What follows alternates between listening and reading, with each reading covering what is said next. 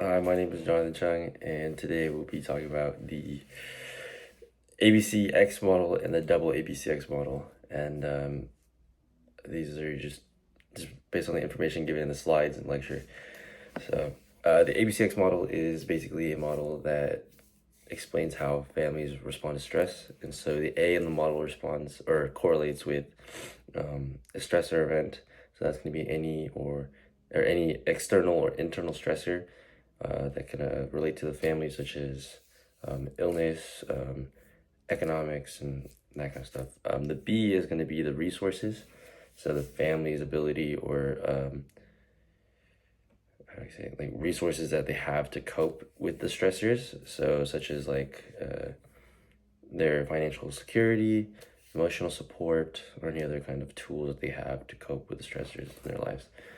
C is the perception of the stressor. Sorry. C is the perception of the stressors, so how the family views the stressors in their life, so whether they have a positive or negative outlook on the stressor.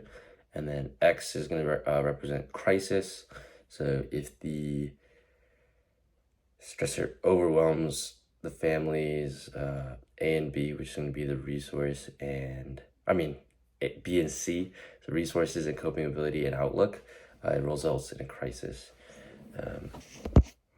To add onto that, the double ABCX model is an expansion or an extension of the original model.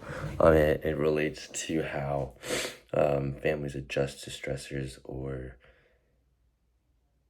react to stressors over time. So the double A model, the A is actually a pileup of stressors rather than a singular stressor itself.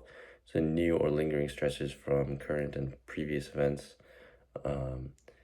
The B stands for new and existing resources. So before, B was just the current resources that the family has access to. B is now going to be resources over a period of time that the family has access to. And maybe even goes beyond the resources that they had at the very beginning. Double C is going to be changes in perception of the stressors. So initially, C was whether the family viewed stressors to be positive or negative. Double C is going to refer to how we can change those attitudes so that they can interpret stress differently over time. And then double X is ultimately going to be the outcome of how these changes can be over time. So whether it has a positive outcome and they properly adapt to the stressors, or if there's a negative outcome and they unfortunately cannot adapt to the stressors, that would be the definition of what X and the double X ABCX model would be.